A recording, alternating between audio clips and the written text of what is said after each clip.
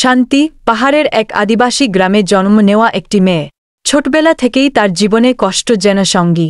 বাবা মা দিনমজুরি করে জীবিকা নির্বাহ করলেও অনেক সময় খাবারের অভাব হতো। শান্তির ইচ্ছা ছিল পড়ালেখা করার, কিন্তু গ্রামের স্কুলে যাওয়ার জন্য প্রয়োজনীয় খরচ জোগানো সম্ভব হতো না। একদিন গ্রামে এক এনজিও কর্মী এলো। তারা গরিব মেয়েদের শিক্ষার জন্য সাহায্য করত। শান্তি সাহস করে তার কাছে গিয়ে নিজের পড়াশোনার ইচ্ছার কথা জানায়। কর্মীটি তার কথা শুনে অবাক হল এবং প্রতিশ্রুতি দিল সাহায্য করার। শান্তি স্কুলে ভর্তি হল। গ্রামের পাহাড়ি পথ পায়ে হেঁটে প্রতিদিন স্কুলে যেত। ক্লাসে সবাই তাকে পাহাড়ি মেয়ে বলে ডাকত।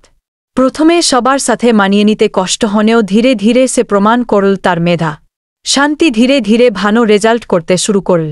তার স্বপ্ন ছিল একদিন ডাক্তার হয়ে নিজের গ্রামে ফ্রি ক্লিনিক স্থাপন করবে। মানুষের কষ্ট লাঘব করার স্বপ্ন তাকে সব বাধা পেরোতে সাহায্য করল। আজ শান্তি সেই স্বপ্ন পূরণ করেছে।